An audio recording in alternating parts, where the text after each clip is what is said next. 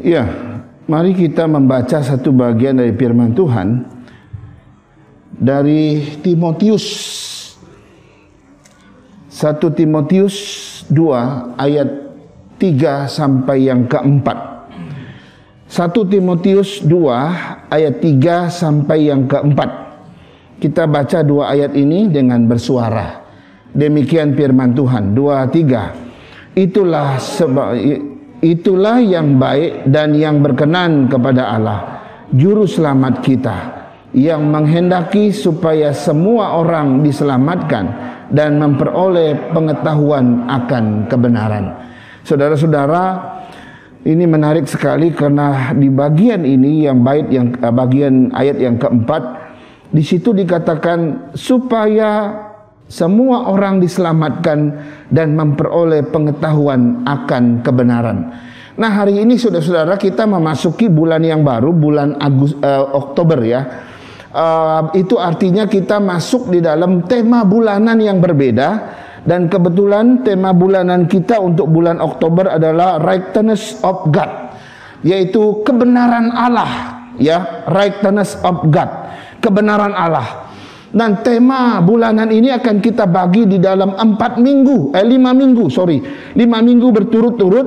Minggu ini kita lihat apa itu kebenaran Allah. Nanti minggu kedua kita akan lihat kebenaran Allah yang sejati. Dan minggu ketiga kita akan lihat sifat-sifat daripada kebenaran Allah. Dan minggu keempat kita bicara tentang pentingnya kebenaran Allah. Dan nanti yang minggu kelima kita akan lihat kebenaran Allah versus kebenaran manusia. Saya berharap kita tidak absen satupun supaya kita mendapat pengetahuan, pengertian dari firman Tuhan yang semakin dalam. Nah, hari ini secara khusus kita akan melihat apa itu kebenaran Allah, saudara-saudara. Ya, kita akan melihat arti dan makna dan dari istilah kata ini, saudara-saudara. Nanti baru kita hubungkan dengan Allah sebagai sumber daripada kebenaran Allah itu sendiri. Nah, tadi di 1 Timotius 2 ayat 3 dan 4 menyebutkan apa? Itulah yang baik dan yang berkenan kepada Allah, Juru Selamat kita, yang menghendaki supaya semua orang diselamatkan dan memperoleh pengetahuan akan kebenaran. Saudara, dari dua ayat ini kita melihat ada dua yang diinginkan Tuhan, yang dikehendaki Tuhan. Pertama adalah Tuhan Yesus menghendaki supaya semua orang diselamatkan. Amin. Tuhan ingin supaya semua orang diselamatkan. Dalam hati Allah, dalam hati Kristus, Dia ingin semua orang diselamatkan. Lalu yang kedua yang Dia kehendaki adalah Tuhan Yesus menginginkan, menghendaki supaya semua orang juga memperoleh pengetahuan tentang kebenaran, saudara-saudara. Wow, luar biasa ya. Jadi ada kaitannya enggak Musa? Ada. Orang yang diselamatkan sebenarnya itu dimulai dari pengetahuan akan kebenaran.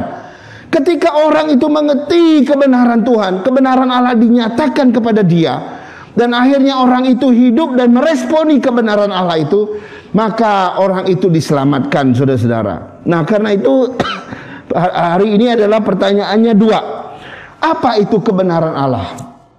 Yang kedua, kebenaran itu menunjuk kepada apa dan kepada siapa, saudara-saudara.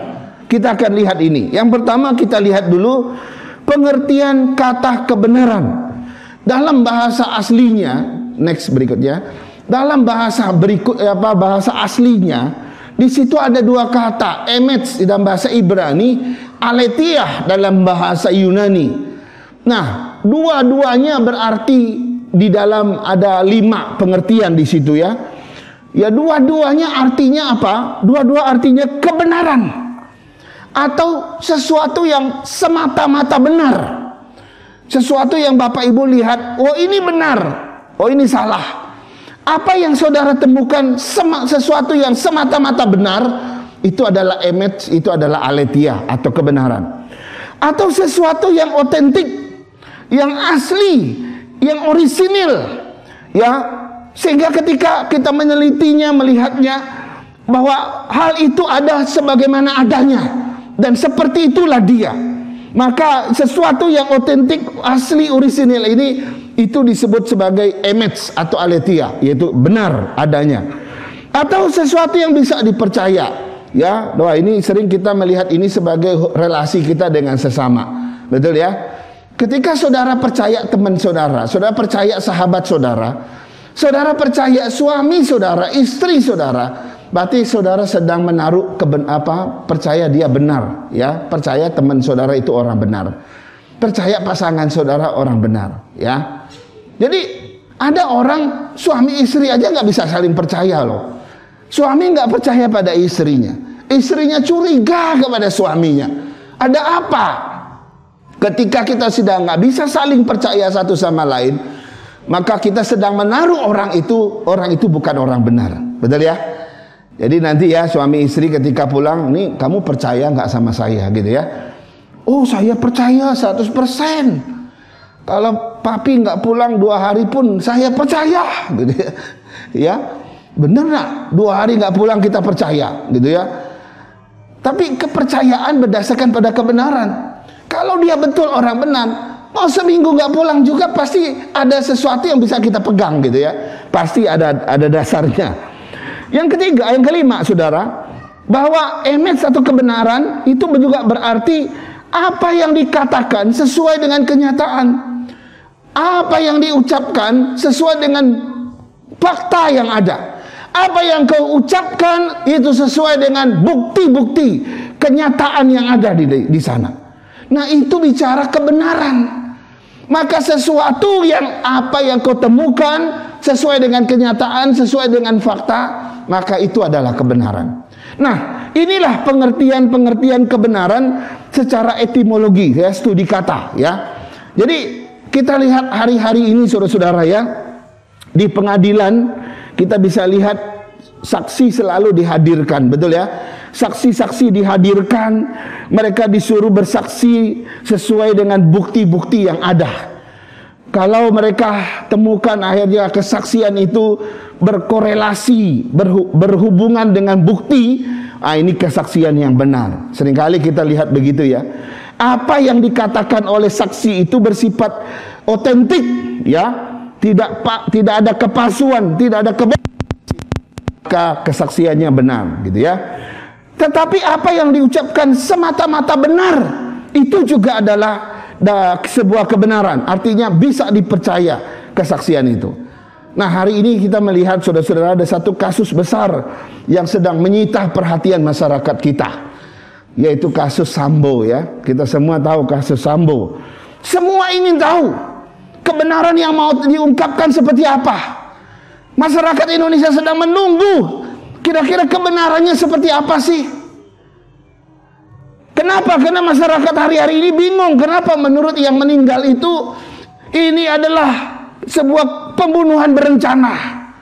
Tapi menurut yang pelaku katakan bukan. Ini bukan pembunuhan berencana. Ini sesuatu yang spontan terjadi karena emosi, karena ada pelecehan seksual dan sebagainya. Wow, kita bingung ya. Mana yang benar ya? Akhirnya dalam waktu dekat akan disidangkan. Nah, kita akan melihat, saudara-saudara, manakah yang benar, supaya kebingungan kita nggak bertambah panjang, kan begitu ya.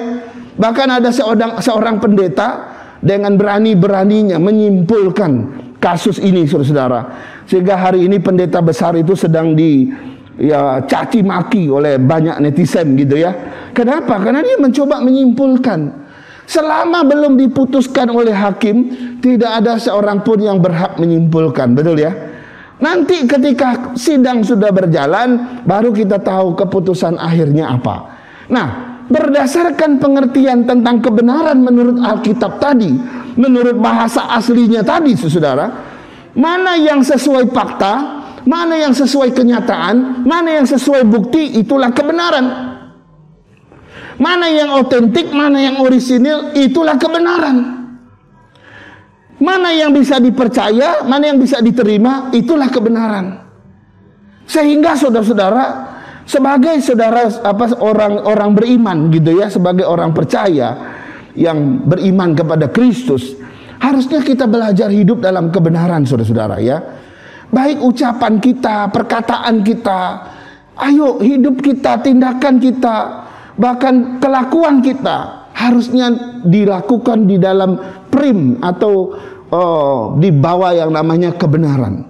Ya, jangan pernah ada kebohongan di dalam diri kita. Jangan pernah ada kepalsuan di dalam diri kita. Jangan pernah ada kepura-puraan, kejahatan sedikit pun dalam diri kita. Kita bisa baca kok. Kalau orang ini punya kebohongan, kita tahu. Kalau orang ini ada kecurangan, kita ngerti kok. Kalau orang ini ada kejahatan, kita juga ngerti. Gampang kok, bisa. Kita bicara dengan dia beberapa menit saja, kita udah bisa tahu. Ya. Jadi orang Kristen mestinya menjadi contoh dan teladan dalam kebenaran. Tapi sayang sekali hari-hari ini banyak orang Kristen yang hidup tidak di dalam kebenaran. Mereka hidup di luar daripada kebenaran, sehingga sangat memalukan, sehingga kita nggak bisa jadi contoh dan teladan. Polisi tembak polisi ini kan juga orang-orang Kristen semua gitu ya. Seandainya mereka bukan orang Kristen, kita udahlah peduli amat. Ini orang Kristen, saudara-saudara. Ya, karena itu mari kita ajar anak-anak kita agar mereka tahu tentang kebenaran, punya pengetahuan tentang kebenaran. Kenapa kita harus dorong-dorong anak kita ikut sekolah minggu? Kenapa guru-guru kita mesti berlelah-lelah setiap hari minggu harus mengajar sekolah minggu kita? Kenapa? Supaya anak-anak kita yang dari kecil belajar mengenal kebenaran, sehingga besar-besar mereka akhirnya mengerti dan mengetahui kebenaran. Kalau mereka sudah mengetahui dan punya pengetahuan kebenaran, kita percaya suatu saat kebenaran itu akan menangkap mereka. Kita orang tua mungkin terbatas. Saya sebagai ayah, saudara sebagai ibu, kita terbatas mendidik anak-anak kita. Tapi kalau kebenaran yang kita sodorkan kepada mereka, apa yang mereka pelajari tentang kebenaran Tuhan, lama-lama kebenaran yang akan menyucikan hidup mereka, menangkap mereka. Niscaya anak-anak kita akan hidup di dalam kebenaran, menjadi teladan dalam kebenaran. Amin. Saudara, banyak anak-anak orang Kristen itu jahatnya luar biasa. Nggak tahu menghormati orang tua, egois, taunya hidup yang mewah, konsumtif gitu ya. Mereka kelihatannya, pokoknya lihat temennya kayak apa, dia mau kayak gitu. Wah, kita sebagai ayah mesti dorong, mesti terus kasih tahu bagaimana mestinya kita hidup. Saudara, kalau akhirnya mereka hidup dalam kebenaran, kita nggak usah khawatir dengan hidup mereka. Kebenaran itulah akan yang memelihara mereka. Ini yang pertama, saudara-saudara. Sekarang kita lihat yang kedua. Sekarang kedua adalah kebenaran itu menunjuk kepada apa atau kepada siapa. Tadi kita sudah lihat kebenaran itu secara arti kata. Sekarang yang kedua, kebenaran itu menunjuk kepada apa atau kepada siapa. Nah, sebelum saya lebih jauh menjelaskan bagian ini, saya mau jelaskan. Kita sekarang hidup di dalam dunia posmo. Posmo itu dunia postmodern. Ya. Nah, manusia-manusia yang hidup pada zaman posmo ini, saudara, mereka punya dua ciri kepercayaan terhadap kebenaran yang sangat menonjol. Yang pertama, mereka tidak percaya adanya kebenaran yang sejati. Mereka tidak percaya adanya kebenaran yang absolut. Mereka juga tidak percaya adanya kebenaran yang tertinggi. Nggak ada. Tapi yang mereka percaya adalah kebenaran itu relatif bagi mereka. Tahu relatif Bapak Ibu? Tahu relatif? Relatif itu tergantung pada orangnya. Sama kayak saudara bilang, wah bakmi di Gang 14 tuh enak. Oh iya, waktu saya pergi makan bener enak. Tapi saya pernah bawa orang makan bakmi di situ, nggak mau makan, nggak enak bagi dia. Heran nggak saudara? Lo bagi kami ini bakmi terenak lo di Jakarta. Oh bagi saya ini nggak enak. Lalu kita bilang, kamu yang salah. Jangan bilang, itu relatif masalahnya. Enak itu relatif, betul. Budaya juga relatif.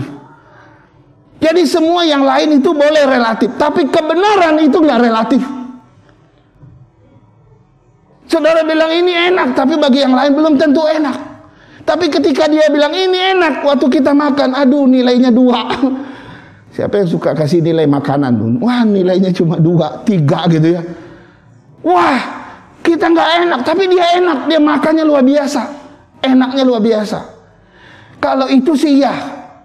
Tapi soal kebenaran, ada kebenaran yang absolut, ada kebenaran yang tertinggi, yang sejati, yang olehnya kebenaran yang lain tidak bisa diperbandingkan. Ada. Tapi orang-orang di dalam posmo ini, bagi mereka kebenaran itu relatif. Kalau kita bilang Yesus juru selamat, bagi mereka enggak, Yesus bukan juru selamat bagi kami. Kalau kita bilang percaya Yesus pasti selamat, oh, saya bisa percaya agama saya juga bisa selamat. Bagi mereka relatif, bagi mereka. Saudara, ada satu ilustrasi yang selalu mereka pakai untuk melukiskan kebenaran itu relatif, saudara-saudara. Yang mereka sering pakai adalah ilustrasi tentang 6 orang buta yang meresponi atau menceritakan tentang yang namanya gajah. Sudah pernah baca kisah ini? Orang pertama bilang gajah, mereka buta ya. Orang bilang gajah itu besar. Mereka nggak percaya, kayak apa sih gajah itu? Lalu orang buta pertama pergi, dia pegang kakinya. Udah, kaki gajah kayak apa sih? Kaki gajah besarnya lumayan ya. Lalu dia bilang, wah, ini batang pohon. Rupanya gajah itu kayak batang pohon ya. Ini orang buta pertama. Orang buta kedua, ketika dia memegang, ternyata ekornya. Dia bilang, ah, kamu salah. Gajah itu bukan kayak batang pohon, tapi kayak seutas tali. Karena yang dia pegang ekornya. Lalu yang kedua, yang ketiga, orang buta ketiga, ternyata dia pegang badannya. Waktu dia pegang badannya gini-gini gitu ya. Ah, kalian salah. Bukan kayak batang pohon, bukan juga kayak seutas tali, tapi gajah itu kayak tembok. Kebetulan dia pegang badannya, betul ya. Lalu orang buta yang keempat, dia pergi, ternyata dia memegang kuping gajah. Dipegang gitu ya. Terus waktu dikipaskan ada anginnya. Ah, gajah itu kayak kipas angin kok. Kipas yang besar gitu ya. Lalu orang buta yang kelima bilang, waktu dia pegang ternyata itu belalainya. Dia langsung teriak, ah, ini ular. Lalu yang terakhir, orang buta yang keenam, dia maju, ternyata dia pegang belalainya. Dia bilang, kalian semua salah. Yang benar gajah itu kayak tombak katanya. Nah, saudara-saudara, pertanyaannya adalah, siapa yang benar dan siapa yang salah dari 6 orang buta ini, saudara? Siapa yang benar dan siapa yang salah? Saudara, kalau kita belajar tentang orang buta yang meresponi gajah ini, 6-6-nya bisa benar. Karena semua yang mereka pegang itu bagian dari gajah, betul ya? Tapi 6-6-nya juga bisa salah. Karena gajah bukan hanya telinga. Gajah juga bukan hanya kakinya. Gajah juga bukan hanya badannya doang. Gajah juga bukan hanya gadingnya. Jadi semua bisa salah juga. Nah, ini yang disebut dengan kebenaran itu relatif. Bagi dia, oh, gajah itu kayak kipas. Yang lain bilang, nah, kayak tombak. Jadi tergantung siapa yang menilai, siapa yang mengucapkannya, itulah kebenaran menurut dia. Nah, saudara-saudara, seperti inilah kebenaran pada zaman postmodern seperti kita hari ini. Sehingga kalau kita mengajarkan kebenaran yang absolut, mereka nggak bisa terima. Ini anak-anak kita hari-hari ini, saudara, anak-anak remaja, susah sekali ajar mereka. Saya pernah menghadapi anak-anak remaja kita, susah sekali. Mereka ikut Zoom saja, mau buka videonya saja nggak mau. Kita bilang suruh buka, nggak mau buka. Nggak tahu apa yang mereka lakukan sambil dengar kita. Apa betul sambil dengar kita? Atau dia baring-baring di sambil makan, dia nggak peduli. Pokoknya nanti udah selesai baru dia muncul, kira-kira begitu. Bagi mereka udah nggak masuk kayak begini, saudara. Karena itu harus berusaha betul-betul mengajarkan kebenaran yang sejati, kebenaran yang tertinggi, yaitu kebenaran yang absolut itu. Nah, pertanyaannya adalah, kebenaran yang sejati yang tertinggi itu menunjuk kepada siapa dan kepada apa? Kebenaran yang absolut itu menunjuk kepada apa atau siapa? Ternyata kalau kita belajar Alkitab, saudara-saudara, Kebenaran yang sejati, yang absolut, yang tertinggi itu menunjuk kepada 4 hal. Pertama itu menunjuk kepada Allah Bapa. Saya baca Matius 6 ayat 33. Tetapi carilah dahulu kerajaan Allah dan kebenaran, maka semuanya itu akan ditambahkan kepadamu. Lalu Roma 14 ayat 17 mengatakan, sebab kerajaan Allah bukan soal makanan dan minuman, tetapi kebenaran. Jelas ya? Yohanes 4 ayat 24. Allah itu roh, dan barang siapa menyembah dia harus menyembahnya dalam roh dan kebenaran. Jadi Allah Bapa adalah sumber kebenaran sejati. Allah Bapa adalah sumber kebenaran yang absolut, yang tertinggi, yang tidak relatif.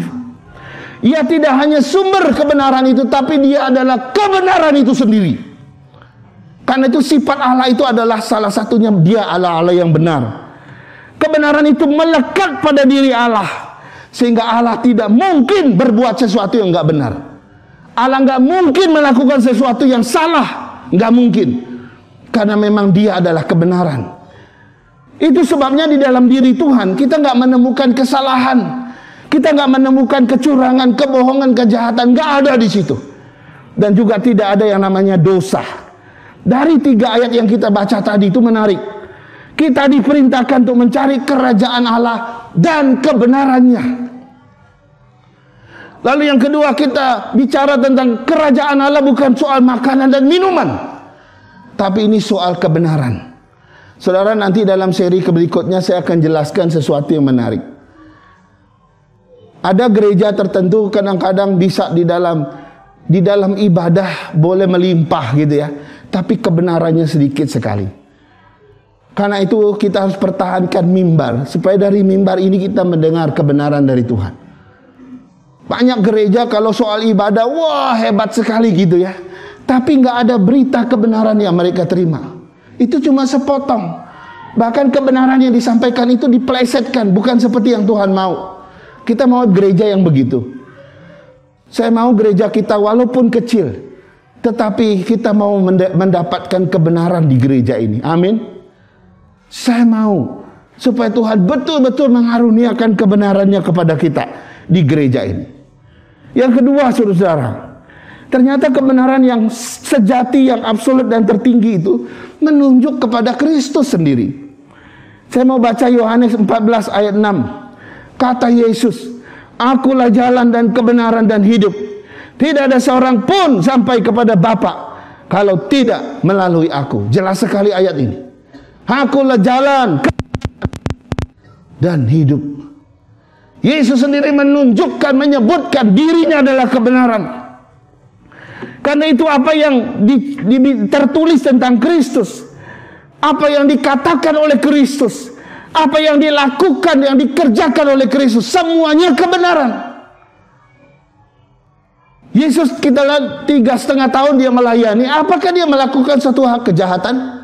Walaupun orang menuduh dia berbuat jahat, menentang agama Yahudi. Tapi apakah dia berbuat jahat? Tidak. Yesus menunjukkan 3,5 tahun dia melayani. Dia hidup dalam kebenaran. Semua yang dia ucapkan kebenaran, yang dia lakukan, yang dikerjakan, semuanya bicara kebenaran. Jadi Yesus datang ke dunia ini melalui seorang perempuan yang bernama Maria. Itu adalah kebenaran. Lalu kenapa ada orang bilang, mana mungkin Tuhan punya anak, lalu Tuhan lahir dari rahim wanita, manusia? Bisakah? Saudara-saudara, mereka nggak percaya kebenaran. Tapi Alkitab berkata, Yesus datang melalui dan lahir melalui rahim seorang perawan muda yang bernama Maria. Itu kebenaran. Yesus melayani 3,5 tahun. Semua yang diajarkan adalah kebenaran. Yesus mati di kayu salib menanggung dosamu dan dosaku. Itu kebenaran. Yesus mati dan bangkit dari hari ketiga. Lalu dia menampakkan diri berkali-kali selama 40 hari kepada kebanyakan orang. Itu kebenaran. Yesus naik ke surga, disaksikan oleh banyak orang. Dan dia juga berjanji akan datang kembali. Itu juga kebenaran. Dia akan bawa kita ke surga. Itu kebenaran. Jadi semua yang Yesus katakan, lakukan, itu menyatakan bahwa dia adalah kebenaran. Saudara-saudara, kalau engkau menganggap Yesus kebohongan, maka engkau sedang tidak percaya kepada kebenaran. Kalau engkau menolak Yesus, saudara sedang menolak kebenaran, karena dialah kebenaran. Yang ketiga, kebenaran yang absolut, kebenaran yang tertinggi, yang sejati itu menunjuk kepada Roh Kudus. Dari mana kita tahu? Yohanes 15 ayat 26 mengatakan begini, jikalau penghibur yang akan kuutus dari Bapa datang, yaitu Roh yang keluar dari Bapa, ia akan bersaksi tentang aku. Saudara-saudara, Roh Kudus juga disebut Roh kebenaran. Di dalam ayat bagian lain dikatakan salah satu tugas Roh kebenaran, yaitu Roh Kudus, dia menginsapkan manusia atau dunia tentang kebenaran. Luar biasa ya. Jadi kalau kita lihat bagaimana Roh Kudus menginsapkan dunia akan kebenaran, ini bicara tentang peranan dia, karena dia Roh kebenaran. Dia tinggal di dalam kita, dia menyatakan kebenaran, dia menginsapkan kita, dia tegur kita, dia didik kita supaya kita kembali kepada kebenaran. Ini tugas Roh kebenaran, yaitu Roh Kudus, saudara-saudara. Lalu yang terakhir, yang keempat, ternyata kebenaran yang sejati, kebenaran yang tertinggi, kebenaran yang absolut itu, ternyata itu juga menunjuk kepada Alkitab adalah firman Allah. Yohanes 17 ayat 17, saya baca untuk kita. Kuduskanlah mereka dalam kebenaran, firman-Mu adalah kebenaran. Jelas kan? Kuduskan mereka dengan kebenaran, firman-Mu adalah kebenaran. Jadi firman Allah yang tertulis di dalam Alkitab, yang di tangan kita hari ini, saudara, itu adalah kebenaran. Semua yang tertulis dalam Alkitab itu bicara kebenaran. Apa yang Alkitab katakan, perintahkan dan larang kita lakukan, itu jelas sekali, saudara. Jadi Alkitab atau firman Allah yang tertulis semuanya benar, nggak ada yang nipu-nipu kita. Kalau saudara temukan ada satu ayat yang nipu-nipu kita, kasih tahu saya. Saya juga orang pertama yang akan tidak percaya Alkitab kalau Alkitab ternyata nipu-nipu kita. Tapi semua yang kita lihat tidak ada kebohongan di situ. Ya, nggak ada kesalahan, nggak ada kejahatan di situ, nggak ada dosa di situ. Saya lihat jemaat kita baca Alkitab dalam 1 tahun, saya lihat sudah ada yang sampai Maliaki ya. Entar lagi masuk ke dalam perjanjian baru ya, saya lihat ya. Walaupun saya nggak ikut saudara membaca, karena pola membaca kami juga beda ya. Tapi saya ngikutin kok, saudara. Saya sudah sampai Maliaki, wah luar biasa. Ya, sampai Desember mudah-mudahan sudah sampai Wahyu gitu ya. Saya nggak tahu, mungkin ada yang di belakang, ada yang sudah di depan gitu ya, ada yang masih di tengah gitu ya. Nggak apa-apa, teruskan pembacaan Alkitab itu. Kenapa kita mesti baca Alkitab, merenungkannya siang dan malam? Kenapa? Inilah alasannya. Karena di dalam Alkitab firman Allah inilah kita temukan kebenaran yang sejati. Kita temukan kebenaran yang absolut, yang tidak berubah, dan kebenaran yang tertinggi, saudara-saudara. Ayo kita belajar firman Tuhan. Karena itu sejak beberapa tahun terakhir ini, khotbah kita di tempat ini itu bicara tentang ajaran. Gak cuma khotbah yang menyenangkan hati. Ya, Bapak Ibu, ya, mungkin lihat khotbah saya beberapa tahun terakhir ini itu bersifat Bible study sebenarnya. Supaya apa? Saya ingin sudah cepat maju sebenarnya. Kalau saya khotbah penguatan, khotbah yang cuma memberi saudara enak dan rasanya, tidak cepat bertumbuhnya. Tapi kita mengerti firman Tuhan secara komprehensif, itu jauh lebih cepat mendewasakan kita. Kiranya Tuhan menolong kita di dalam kebenarannya. Mari kita berdoa.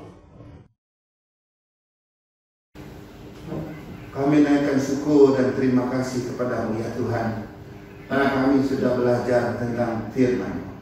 Apa yang Kau sampaikan kepada kami, semua bicara tentang kebenaran. Kebenaran yang tertinggi, kebenaran yang absolut, yang tidak berubah, kebenaran yang sejati, yaitu kebenaran yang membawa kami kepada keselamatan, menunjuk kepada Allah Bapa, Kristus dan Roh Kudus, bahkan Alkitab sebagai firman Allah. Terima kasih Tuhan, tuntun kami terus hidup dalam kebenaran, dunia ini sedang membusukkan kami, dunia ini sedang mau menyesatkan kami, agar hidup kami tidak benar. Tapi ketika kami bersandar pada firman, kami boleh hidup benar di mata Tuhan. Dunia boleh belajar bahwa melalui hidup kami ada manusia berdosa yang dimungkinkan boleh hidup di dalam kebenaran Tuhan hanya melalui kasih dan karunia Tuhan. Dalam nama Yesus yang punya firman, kami berdoa. Amin. Amin.